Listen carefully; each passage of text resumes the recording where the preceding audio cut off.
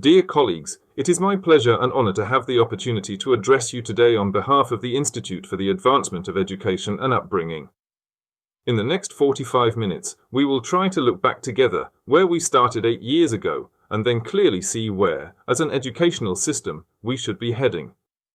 The Institute has initiated numerous activities over the past decade aimed at one big idea: to improve education and upbringing in accordance with the pace of time.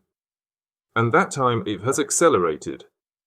The Ministry of Education and the Institute are working together to ensure that education in Serbia continues to progress in a kind of digital race through time.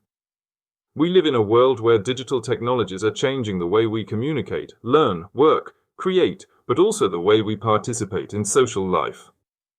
A lot has been achieved, from digital textbooks and digital classrooms to extensive teacher training and the integration of artificial intelligence content into curricula and programs. We have improved digital competencies, developed new tools, new practices, and new learning models. But today, more than ever, we are aware of one fact: we are in a moment of history that education has not seen in decades. Artificial intelligence has entered our lives almost unnoticed, and then, in just a few weeks, it spread around the world faster than any technology before it. We are no longer in a time of slow development. We no longer have much time because we are slower than the speed of the digital world. And no matter how much we run, we have not managed to keep up with the pace of technology. For comparison, it took about 40 years for the television to conquer the world. About 15 years for the smartphone. Just a few weeks for artificial intelligence. More precisely, 2 months. This clearly tells us what kind of era we are living in. It's not just acceleration, it's a historical leap. And that's exactly why education cannot remain the same.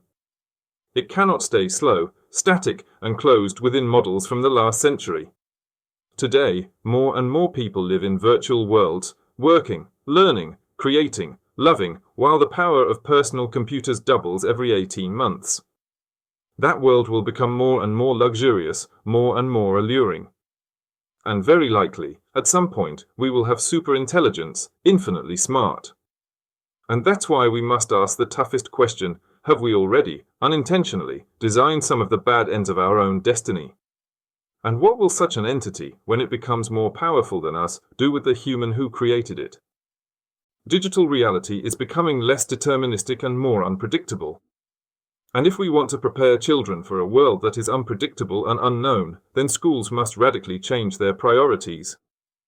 Schools should teach children how to learn, how to think through logical facts, how to apply theoretical knowledge in practice, and to develop work habits and personal motivation.